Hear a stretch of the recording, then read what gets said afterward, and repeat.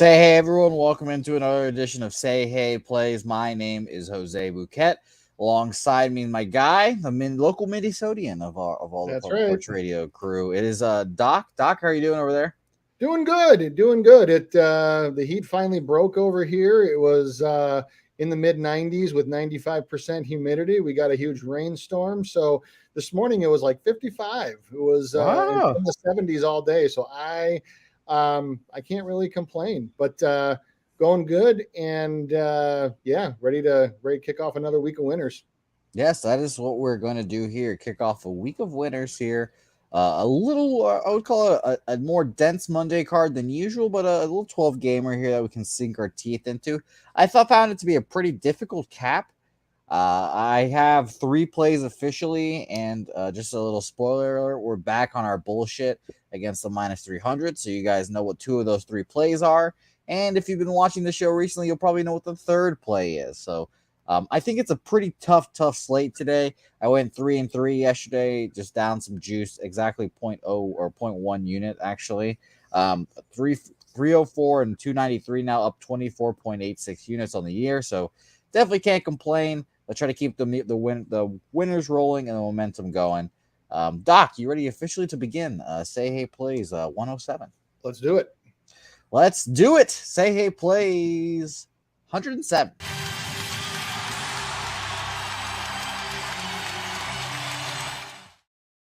Say Hey Plays 107 officially underway here. What up, everyone that's watching? Overtime, Alex Hills, Ron Lofton, Abel A, Rocco, Saturated.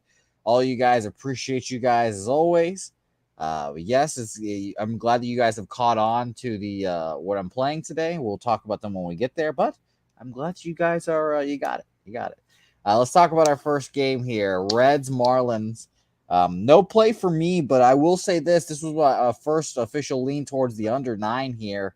Modolo shit the bed last time out. I bet on him. I think I took the under in that game actually too. Absolutely dreadful. The Cardinals ripped him to shreds. Trevor Rogers, all the Rogers brothers are seemingly pretty disappointing this year. But the one in San Francisco seems like he blows leads left and right. And you got the one in San Diego who blows leads. And then this one in Miami, who has been the most confusing pitcher in baseball for me. I just never been able to back him in a spot where he actually gets the win. So I've just abstained from all of his starts. His last appearance was 6 innings, 7 hits, 4 runs, 4 Ks, no walks against the Phillies. Both these offenses against lefties are really bad overall this year. 30th and then 21st, and the Marlins at 30th, if that's a shocker to you guys. But ultimately a pass here, leaning towards the under 9, but I didn't get there officially. Yeah, for me, nothing on the game and no strikeout props on this one either. I do have a lean. Lodolo, I believe it was 6.5, juiced at minus 124 to the under. I keep track of the result of every pitcher every day to their line. And one of the trends that I noticed for Monday was for Monday since June, if any pitcher that averages 4.5 innings per start or less during that time frame is 7-3 to the under their K prop, regardless of the number on Monday. That would be Lodolo. He is just a shade under that at 4.47. I have his strikeouts clocking in anywhere between about 4.5 and 7.2 something. So it's probably not enough for me to play it just because he is the kind of pitcher that can rack up a few strikeouts here and there and can really give you, if you're on an under, what I tell everybody that I give props to is if you're on an under, you just want to avoid an ugly inning. What I mean by an ugly inning is where 2 or more, obviously the striking out the side is the worst, but 2 or more, because those innings will kill you. And Lodolo has the potential to do that. If you want something on the game, I would lean towards his under. There are a number of trends that do support that, but I also wouldn't talk you out of it if you just said, the hell with this game, let's pass. Hey, and that's what we're doing right here. This is what we're doing right here. So it's very funny that you ended that with that. So I'm glad that you mentioned that. Let's move on. Braves, Phillies. A good, I would say pitching matchup, but a good matchup against both these teams. I think this is going to be a statement series for the Phillies. If they have any intention of any sort of competition that in the playoffs or in the wild card or whatever. I think they need to have a good series here against the Braves, the big bad Braves. Max Fried has been pitching well against the Washington Nationals. 7 innings, 7 hits, 3 earned runs, 4 Ks, no walks. Ranger Suarez, not my cup of tea. He dominated the Marlins, who we just talked about are the worst against lefties, and he's a lefty, so it makes a whole lot of sense.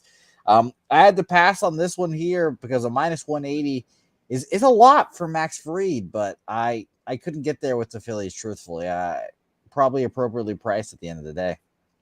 Yeah, pass here for me too. With from a pitching standpoint, if you are going to look at anything from a strikeout perspective, I would look towards the under on both guys again. Actually, if you go back and look, Mondays, especially with the travel day and everything, not a day for overs from a strikeout perspective.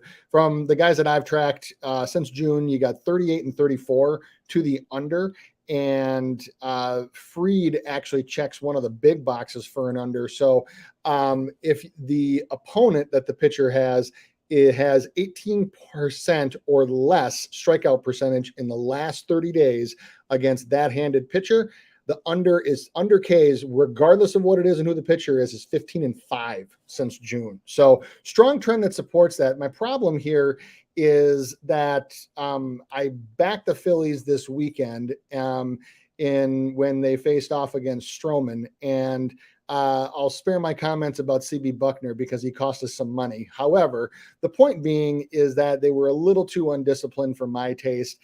This is obviously just a day or two later. So if you are going to bet on this one, to me, the trends strongly point to the under, but again, no shame in passing here. Glad we're on the same mindset. Pass here. Doc giving out his knowledge, of course, as he does every time. We appreciate it. And I love it. I love all the nerdy analytical stuff that we get into every time. Rays, Orioles.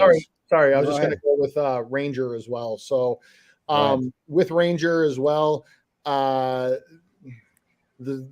math and the trends point to under. My problem here is that Braves are 26th in swinging strike percentage, 26th in total contact, 27th in contact inside the zone in the month of July. They have been strikeout machines here and there. The Braves have been implanted on what in my VIP I call no under island, which is I might not always play the over on them, but I'm never playing an under because they just swing too undisciplined to be trusted. Even though Ranger is not really a strikeout pitcher, trends point to under. The opponent points to the over. I want absolutely nothing to do with that prop. Oh, there you go. No plays on the first two games, like I mentioned. I guess it's a tough card. Mondays are pretty tough for me. I think maybe it's just like the first game of a series. You get to see these teams play each other, see how it goes. But I don't know. Mondays are just weird for me. Feeling like Garfield today. Rays Orioles next game. Kluber versus Voth. And truthfully, I don't want to back Voth. He's pitched okay. But these pitchers just saw this team or each other, or I should say. Kluber 6 innings, 8 hits, 4 earned runs, a home run, 3 Ks, 1 walk against the Orioles. He's faced them 4 times. It's going to be his 5th time this year, which is pretty crazy to say. 1-1 with a 3.66 ERA. Team total at 4 at minus 105 for the Orioles. I think I'm going to go ahead and move on that. I moved on it, I believe it was yesterday, and they, of course, put up a goose egg for me. So I'll run it right back with them. They come back after a no-run performance. Shout out to Rignet Odor, who also owns Corey Kluber. Cedric Mullins, who we all know you can't escape him. Plus hitting over 360 against him. So I'll take my chance with I was going to say the Bluebirds here, but the Orioles, the Orange and Blackbirds. We'll take them. Team total over 4 minus 105. Yeah, I nothing for strikeout props for me here. Corey Kluber has been if you drafted him on your fantasy team, he's kind of been like a happy little accident. He's enjoying some really good advanced numbers. Best first strike percentage in his whole career. He's almost 5% above MLB average. Chase contact under MLB average, and his chase rate is 5% above average as well, which it's been at or below average throughout his entire career. up until this season. So, he changed his pitch mix a little bit too, and is still reaping some of the benefits from that. He now throws a cutter almost 35% of the time versus last year it was 27, led with the curve. Curve is now the third pitch in his arsenal, and really reaping the benefits from that. So I don't have anything on this game, but I definitely do not disagree with you about the Orioles here. This is, as you said, he has faced them multiple times before. This is actually, so not only is this a back-to-back, but this is also his fifth time facing a team. And at some point, I mean, this isn't Max Scherzer we're talking about. This isn't Clayton Kershaw we're talking about. This is Kluber. And eventually a guy like that just runs out of pitch combinations to throw, especially when he's a guy who can't even get his fastball above 90. So at some point, that luck runs out, especially in a back-to-back now, going to Baltimore, one of the hardest spots for a pitcher to be in. Yeah, definitely support the Orioles here. Well, man, it's funny that Kluber, like you said, not Kershaw, not any of those guys. Fourth time around, he gave a 4 last time. We're giving him a 4 team total, which is pretty crazy. If he gave me just 3, I'd be confident enough to get the Orioles bullpen, or get the Orioles to get runs off the Rays bullpen, I should say. So yeah, I like that minus 105 for me. I try to stay as close to even money as possible. And whenever I take those minus 120s, minus 125s, they fucking kill me. They absolutely kill me, and I hate losing them. So we will. Sorry. I was just going to say, you know what? I will go ahead and I will do the first 5 over 4.5 minus 105. Make that an official show play. That's I can definitely see the Rays getting Devoth, even though he's pitched okay. And like I said, I mean, 5th time against a guy, including twice within the last, once back to back, including twice in the last few weeks. There's just way too much muscle memory there, especially when when I always tell people, if you're going to look at an over prop, you look at there's a few things that are the gold standard for strikeout over props. Number 1 is a blow 'em away fastball, a guy who can just rear back and throw 95, 96 and just blast it by a guy. Kluber doesn't have that. The next one is an incredible diverse array of pitches with pinpoint control. Kluber is kind of there. He really only throws 3 pitches. I usually look for 4 for sure, possibly 5, like what somebody like Yu Darvish can do, where he can throw 5 pitches effectively. And then I also look at a guy who continually goes deep into games. More batters faced means more chances for that. Kluber only averaging 5.27 innings over the last month or so. There's just nothing that jumps off the page here for me. So I would for sure be out on strikeout props, but because of how in close proximity these guys have faced each other, I would be more than willing to go with the over 4.5 for first 5. Love it. Let's keep it moving here. Shout out to Nasty Nate joining me, asking about the car. I don't have it yet. I'm going to call him after the show. Fucking brutal. Next game on our slate, Guardians, Red Sox. And this brings us to our first spot, or I guess my first pre-show play. I'm on a Guardians money line. I'm going to keep fading this Red Sox team until they show me something. They've been putrid, horrific. I've bet against them. I don't know if I was on them against the Blue Jays in the first game, but I was telling everyone Red Sox are done. They're donezo. And it seems like that's come to fruition. They're going to be sellers at the trade deadline, which is going to hurt my feelings quite a lot. Doc, you know what the funny thing about this is? Trade deadline on August 2nd.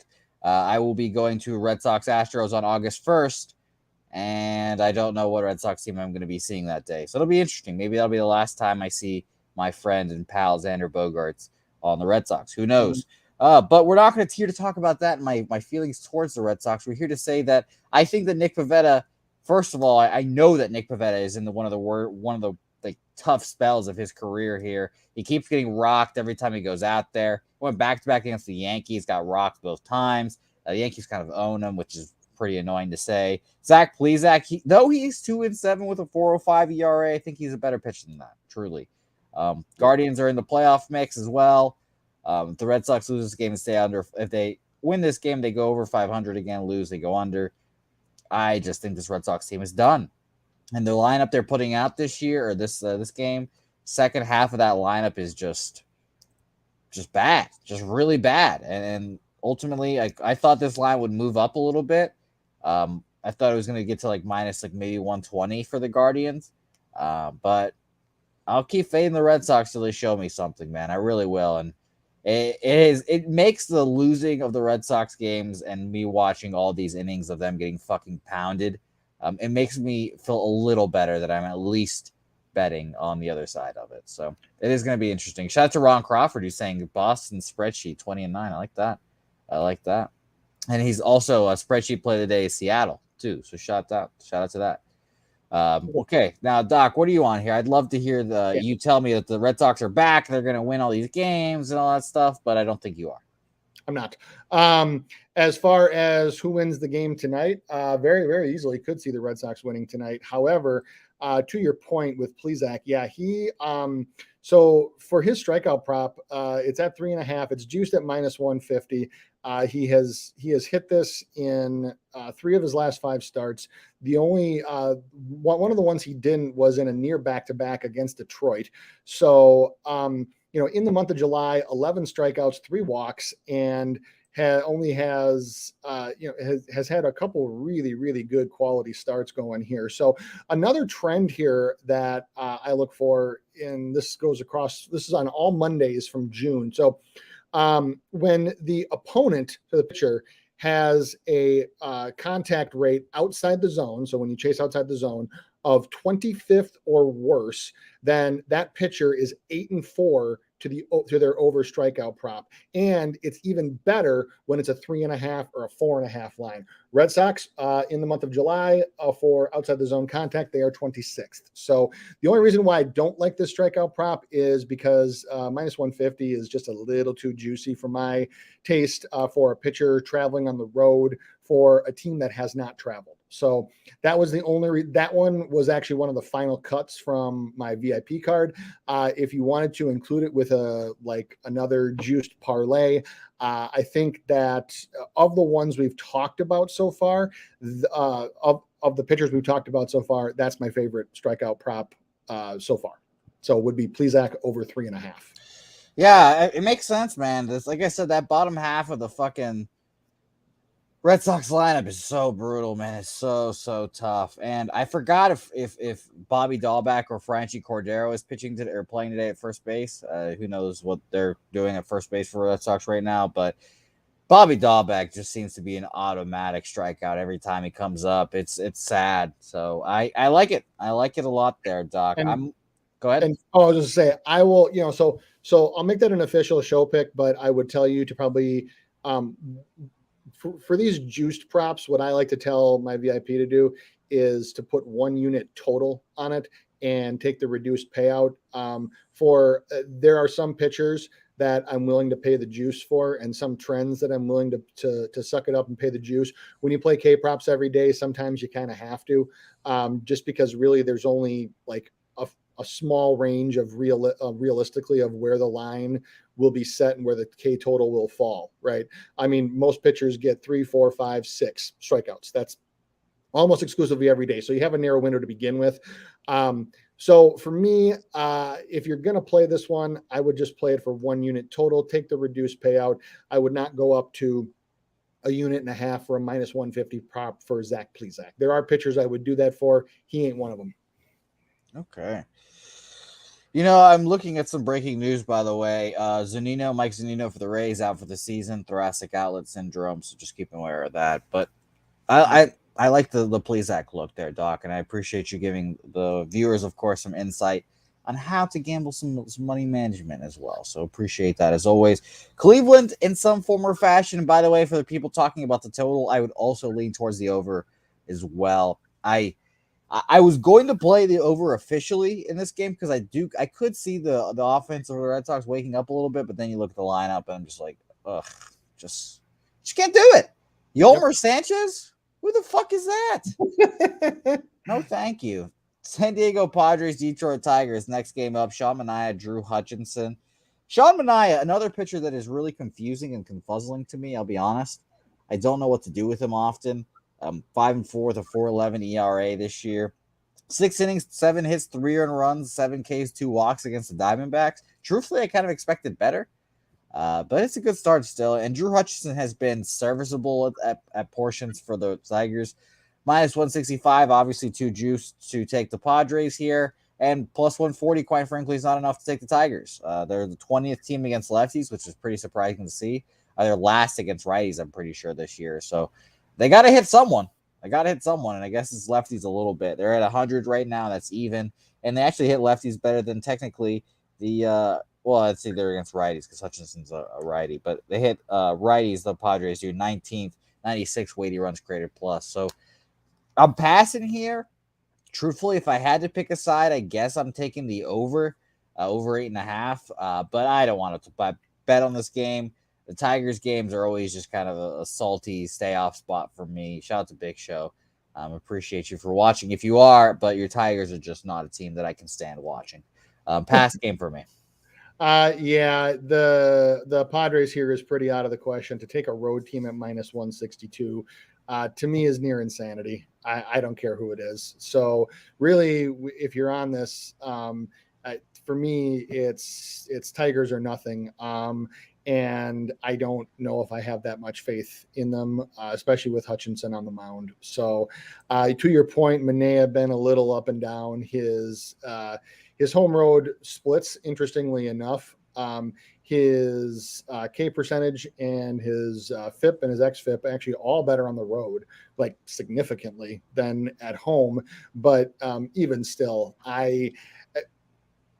I cannot justify paying minus 162 juice, which is what FanDuel has it for right now, for a money line for a road team who is who's in the middle of a travel, who had a travel day today. So no go for or yesterday or late yesterday. No go for me.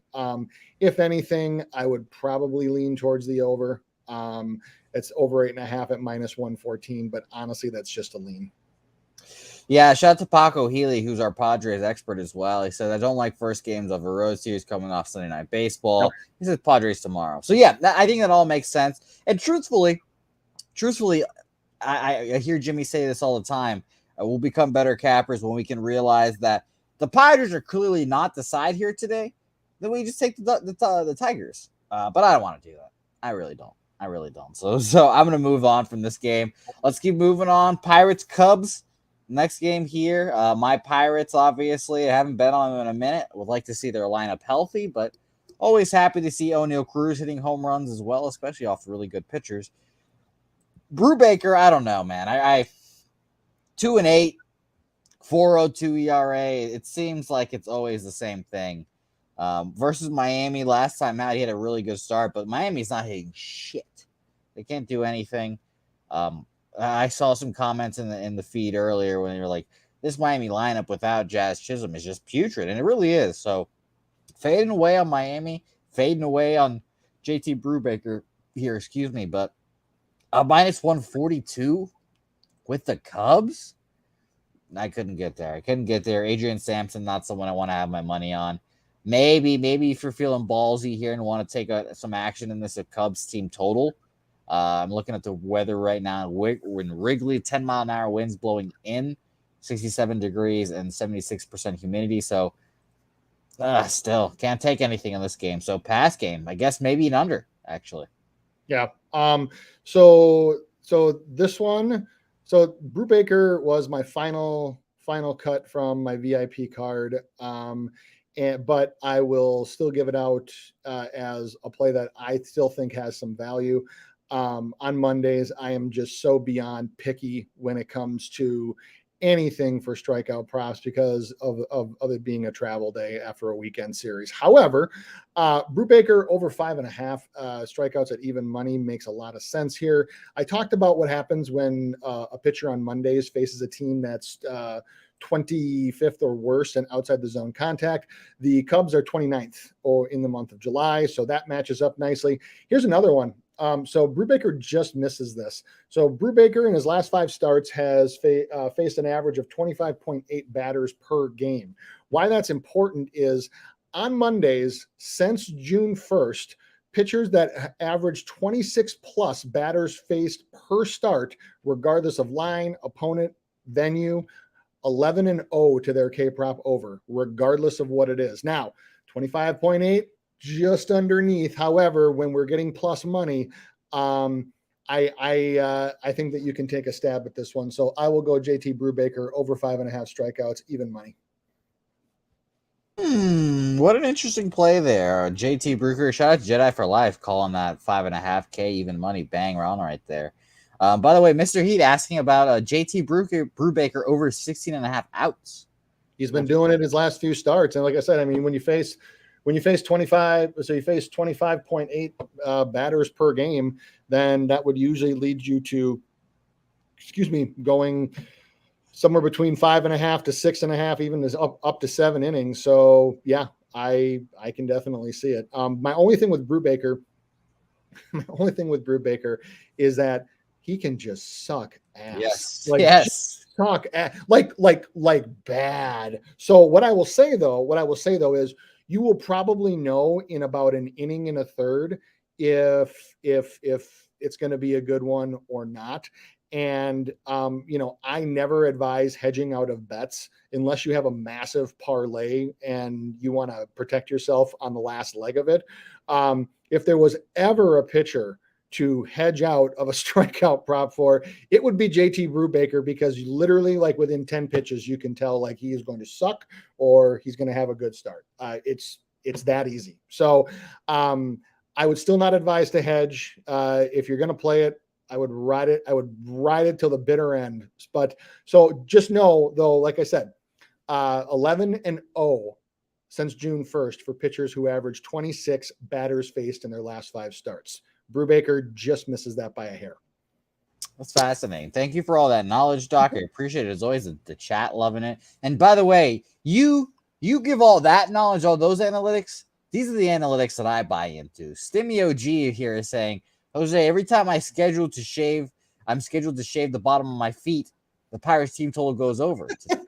I'm scheduled today. So, Stimmy, I know what I'm writing down right now. If those feet get shaved, you tell me, and we'll bet those Pirates team totals. So that's funny. I love it. I appreciate you, Stimmy, for your feet shaving knowledge and your Pirates knowledge, I guess, as well. And by the way, I'll say this: another spot where hedging, I guess, is like okay.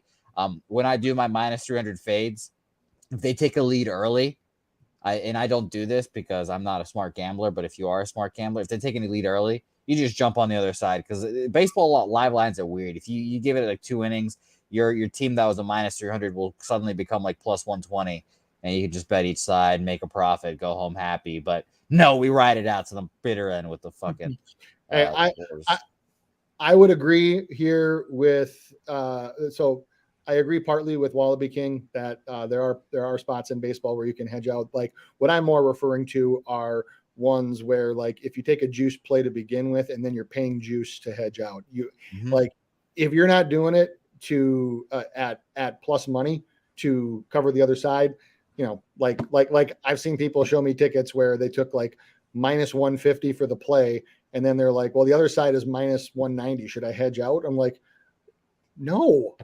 At that point, just cut your loss, because, man, like, no, don't do that. But if you can hedge out at even money or even maybe slightly below, then yeah, there are definitely spots to do it. So wanted to clarify that. Beautiful. That's hedging 101 in baseball right there. There's Doc's lesson for us. Angels Royals next game on our slate here. And Doc, I got a text from my friend that's a Royals fan. He said Royals today. I think this line's pretty weird, truthfully. Noah Syndergaard at minus 110 versus Zach Greinke just does not compute on my head. So I guess I'm leaning towards the Royals here, but I really truthfully don't have anything to say. These teams are complete dumpster fires in my head. Noah Syndergaard, I'm glad he's pitching. He's been healthy, but he's got to be a trade deadline guy. He's got to be a trade deadline. I would assume so. I don't know what the Angels can get back for him, but he's an interesting pitcher, nonetheless. Like I could easily picture the Yankees going in on Noah Syndergaard here and be like, we need another starter, low cost. Let's do it. So shout out to Noah Syndergaard, but I don't believe in him here. I don't believe in him. 18th are the Angels, 97 weighted runs created plus, and the Royals are 25th, 91 weighted runs created plus. So past game, but I'm leaning towards the Royals. If Ron Crawford's still in here, let us know. He liked the Royals today too. I just think this line's weird, man. It really is. It felt like it should have been the Angels' favorite here, but minus 110 each way feels like Vegas knows something. Yeah. So I will take it a little bit further. And so I will go Royals first 5 money line at minus 106. Here's some of the reasons why. So Syndergaard home road splits have been very, very in stark contrast this year. 2.96 ERA at home, 5.96 on the road, and opponent's batting average almost 300 on the road compared to 211 at home. Then you go down and strikeout percentage about the same, but then a 4.34 FIP and a 4.57 xFIP compared to under 4 at home. So not the same pitcher here. And the other thing is, against the Royals projected lineup, Syndergaard only has 6 strikeouts in 41 plate appearances, so 14.6%, not very good. And over in the month of July, the Royals are numero uno. They are number 1 in something positive, and that is CSW rate, so called strikes plus whiffs. It's a measure of plate discipline. Yeah, they are number 1 in the bigs in the month of July. They're actually top 10 in the other contact metrics. So when you get a pitcher like that against a pitcher, against like Syndergaard against a lineup like the Royals, I personally happen to like that. Conventional wisdom these days would say whoever's starting against the Angels on the road, take their over strikeout prop. But my God, I don't think I have the stomach to bet Zach Greinke over prop right now. I think it's is it like 1.5? It's 3.5. Well, against the Angels, it's 3.5 juice to the over at minus 150. I can't take that. That's hilarious. I can't take that. That's just a no good. So for me, I will go with the Royals first 5 money line at minus 106. I will pass completely on either one of these pitchers. If you're thinking about playing either one of their strikeout props, don't. There's no value in either one on either side. Fair enough there. I'm going to move on that Royals first 5 money line with you. I think you being on them, my guy texting me Royals today, I think that's enough, honestly. That's more than enough. This line's fishy. It feels like Vegas knows something here. Give me Greinke. Give me a little Greinke action today. And, of course, we're taking first 5 because the Royals bullpen is just abjectly horrible. So I would stay way away from the bullpen. And I would just, definitely limit it to the starters here, given how Syndergaard has been on the road, I think, and the fact that, Greinke at home, I mean, he's been just very solid but unspectacular, with the exception of a few matchups. So I think for me, if you're going to give me essentially a coin flip in that situation from an odds perspective, I'll take the home team here. Beautiful. We're on the same page there. First 5 money line for me and Doc there. Let's move on to another game we've got scheduled here. Freeland versus Ashby. Rockies versus Brewers. Another just abject pass for me as well. I'm using the word abject too much, I guess. It's 2 now. Aaron Ashby, a guy that I was kind of down on after his forearm injury. I was like, I don't know what we're going to get from him. He's 2-7 with almost a 5 ERA of 4.7 or 4.57. So I guess it hasn't been good, but I don't know. He's had his moments. Last time out against the Giants, was only 1 inning, 3 hits, 2 earned runs, 2 Ks, no walks. And then at Minnesota, 4 1/3, 6 hits, 1 earned run, 5 Ks, 3 walks. The Rockies against lefties this year, pretty good. 10th, 111 weighted runs created plus. Freeland, a guy that I don't want to back either. I'd probably go to, talking it out, I guess I'm leaning towards an over 8.5. Seems like a low number, but pass, didn't want anything to do with it. Yeah, what to do with Aaron Ashby? I mean, there was a time where he was just striking guys out left and right, but then to your point, then he got hurt in some of his last starts since coming back. His velocity down slightly. He's starting to get his spin rate back up, especially for that what can be, when it's working, just an absolutely wicked slider. If you haven't watched it, you might want to try to catch a game of theirs one time, because his slider can really be something special. But to your point, so when I have nothing on the game itself, but Ashby checks a lot of the under boxes when it comes to strikeouts. The only one he doesn't check is being at home. So pitchers, I talked about pitchers with 18% or less K percentage against that handed pitcher, 15-5 to the under since June 1st.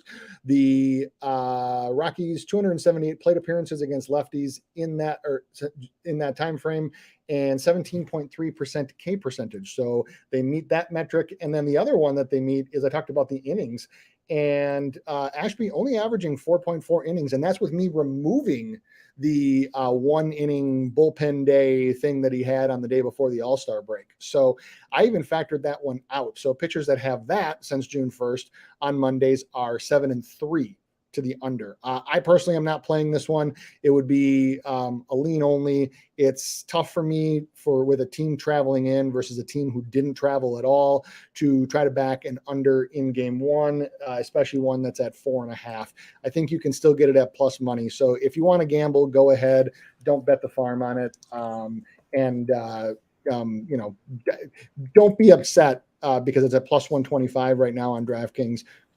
Don't be upset if he happens to get a 5th strikeout sometime late in his outing. I do say I'm going to agree with the chat, though. This is a close your eyes and take the over game.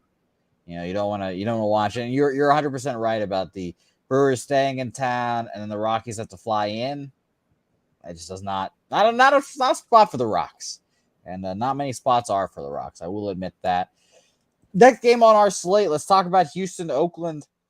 A matchup that, I don't know. I feel like I see it every other week now, and it makes sense because they're in the same division. But it just seems unfair that the Astros get to just beat up on all these shit teams. It feels like the AFC East and the Patriots all over again with this Astros squad.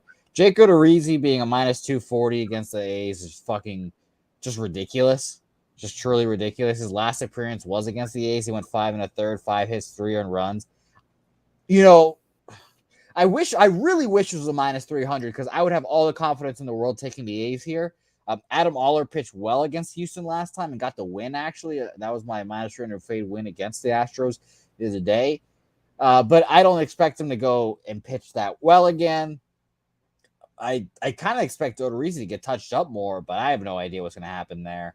Leaning towards the over 8 here, but the Coliseum is obviously not a hitter-friendly ballpark at all. Not somewhere you want to take an over.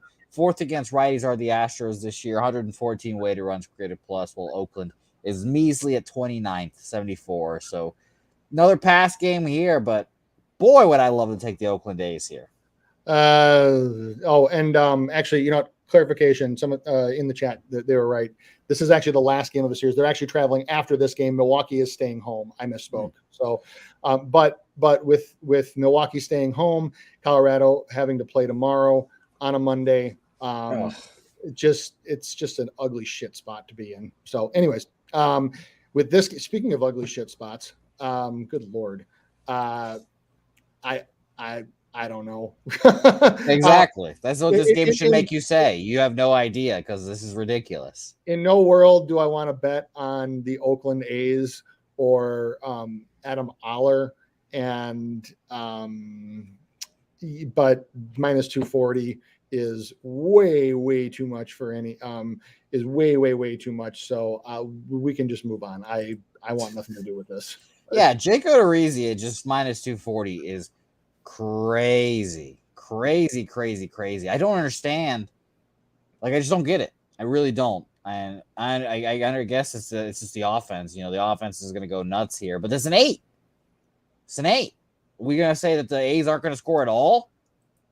Overtime's got a team total for the Astros at 4.5. I guess if I got to play something, it's that. But, I don't like it at all. Rocco asking a quick question here, Doc. Do you have any feelings about Samson K's?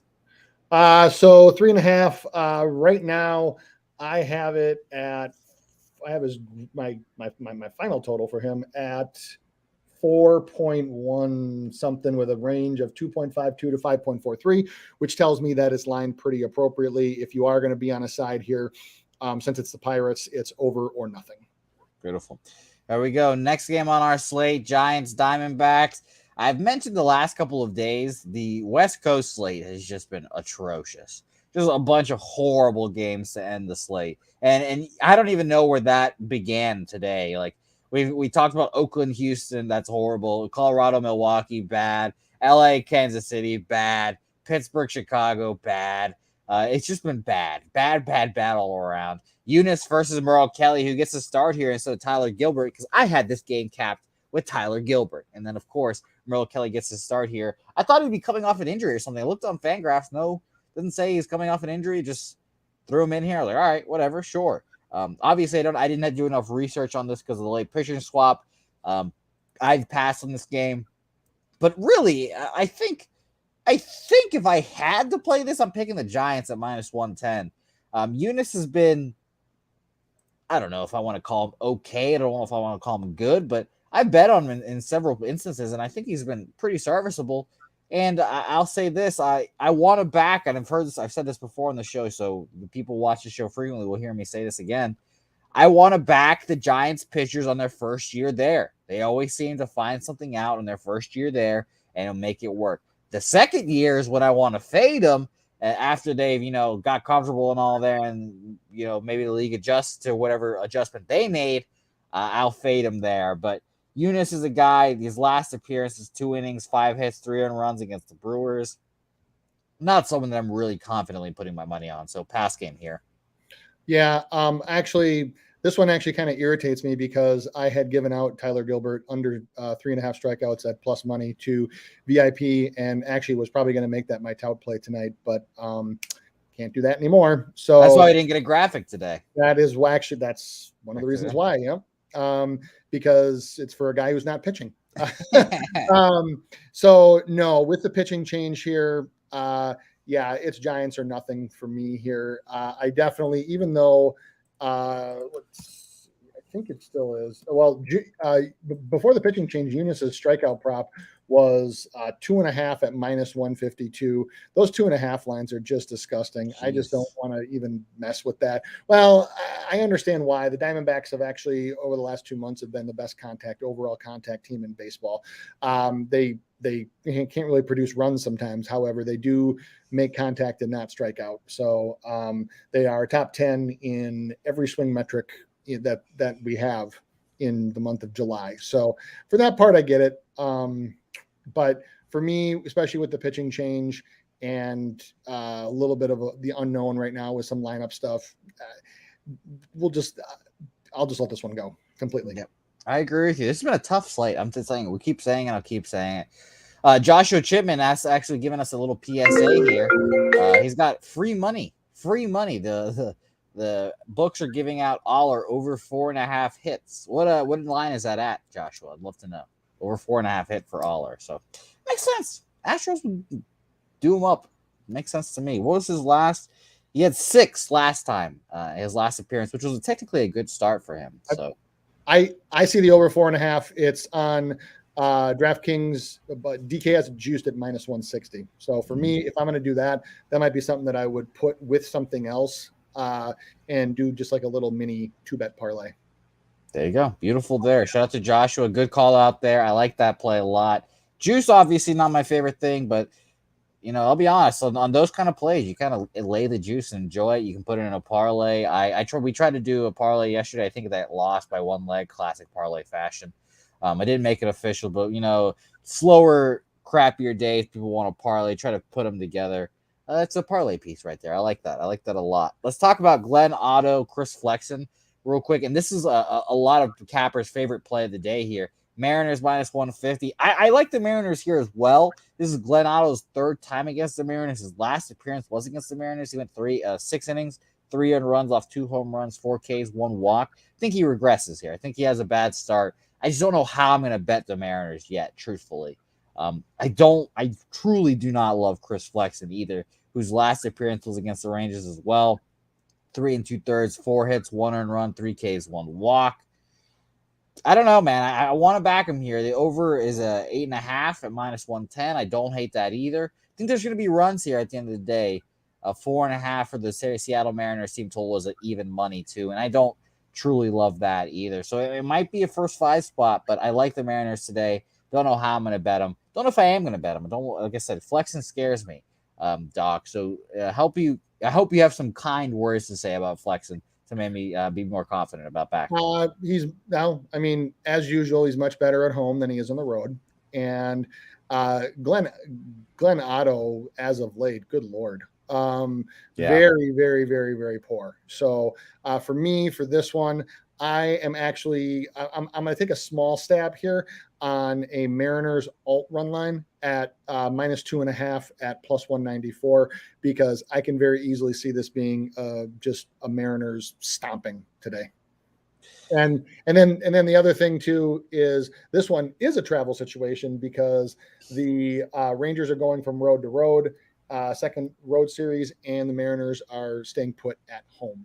So first one of that, Flexen again at home, solid but unspectacular. He's just a boring pitcher to watch. Like he just puts you to sleep.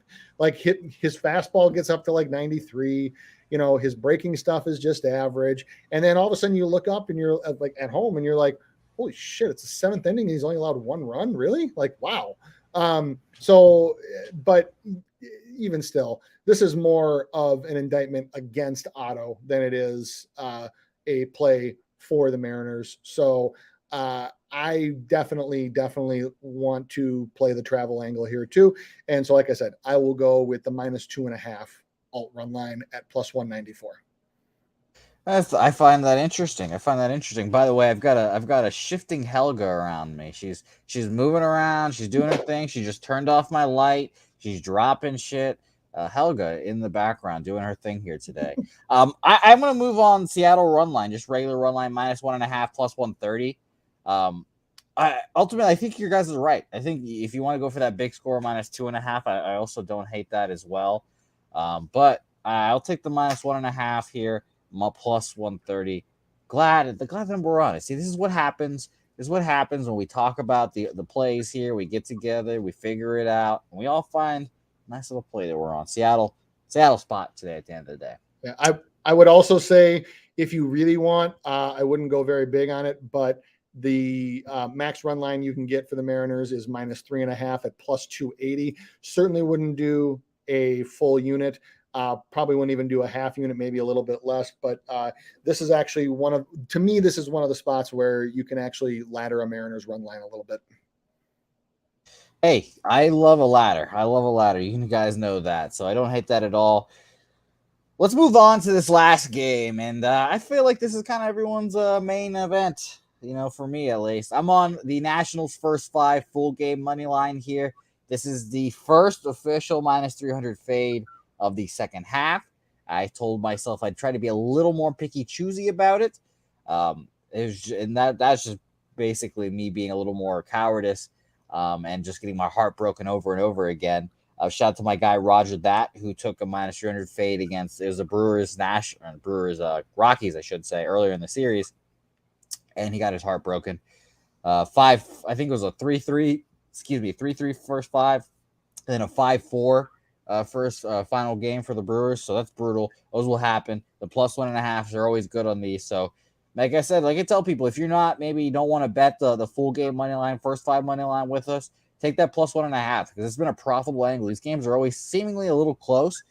And I'll admit, I think Tony Gonsolin might be in store for a tough second half. I'm a little worried. His last 2 appearances, and I'm going to count the All-Star game appearance as an appearance, was not good. I understand, obviously, the All-Star game, lower intensity, all that stuff, but he got crushed. And then his last start against an actual team before the All-Star break, St. Louis, 5 innings, 7 hits, 5 earned runs, a home run, 6 Ks, 1 walk. I think he's going to be in a little bit of regression, and I'm going to put my money where my mouth is on this one. I'm going to take Paulo Espino and the boys. First 5 full game money line. First 5 was +210. Full game was +255 here. Going to be a fun game to say the least. What do you see here, Doc? As we've talked about many times, the Dodgers money line just absolutely out of the question for either first 5 or for full game because of the juice.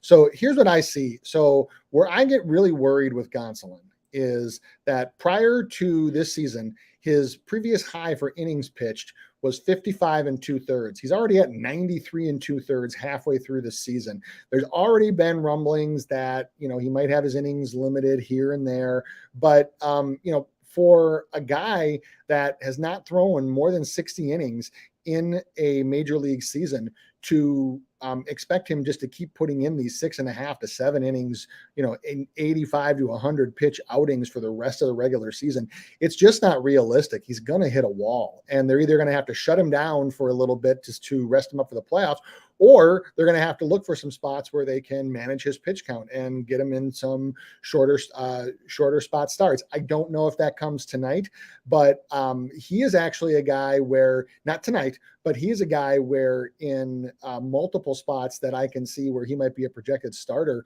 in the next few weeks, I am actively looking to fade him from a strikeout perspective, not because I think that he's going to just get like absolutely destroyed, but because I think that he's just going to run out of pitches, because to put that much burden on a guy like that, who's never thrown that many innings, to put that much burden on his arm, if you do that, then once the playoffs comes, then there goes one of your starters because his arm's dead. Yeah, you're right about that. And I'll say this, shout out to Norm, who's keeping us on check here. I said the same thing about Nestor Cortez yesterday. He dominated the Orioles, absolutely dominated them. But he hit a season high, career high pitch limit too, or pitch counter, say innings total so far. And I'm going to be interested to see how these guys do. Obviously, they're in the best shape of their lives, all that stuff. They have all the equipment in the world to get ready.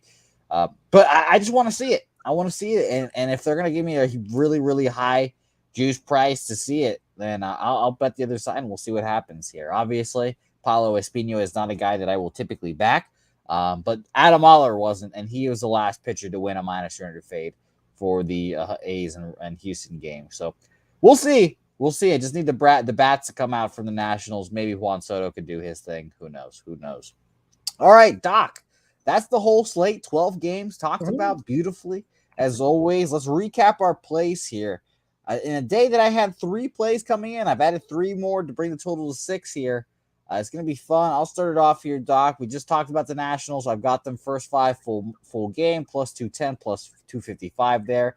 Cleveland money line at minus 110. Those are all 3 made before the show.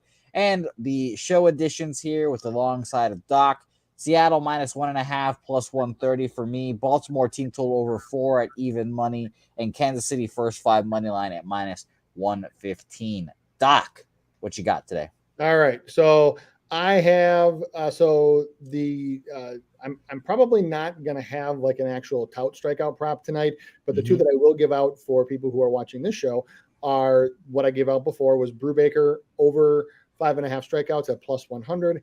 And then Plesac over 3.5 Ks. I would bet 1 unit total on it at its current juice. Take the reduced payout, or the other option is if you have another juice play that you like and you want to combine to do just a little mini 2-bet parlay, you can do that one as well.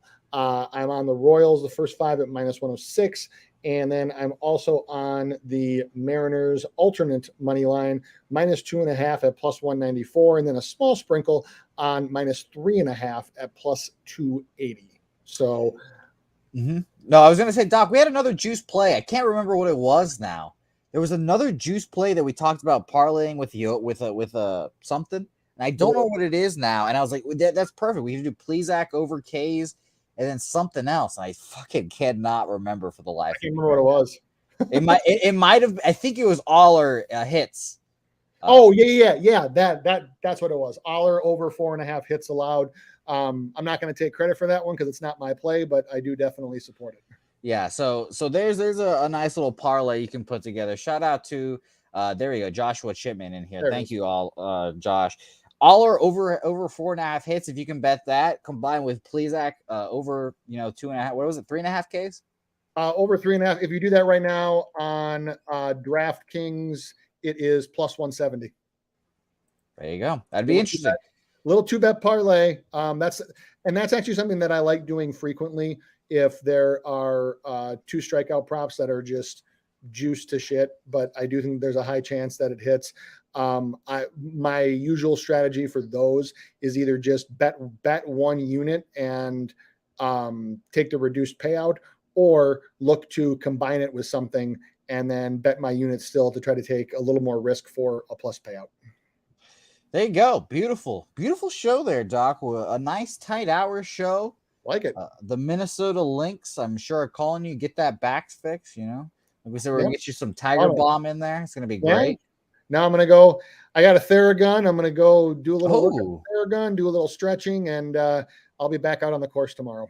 All right, beautiful. Some more little late breaking news, like we talked about. No more Mike Zunino. He's out for the year.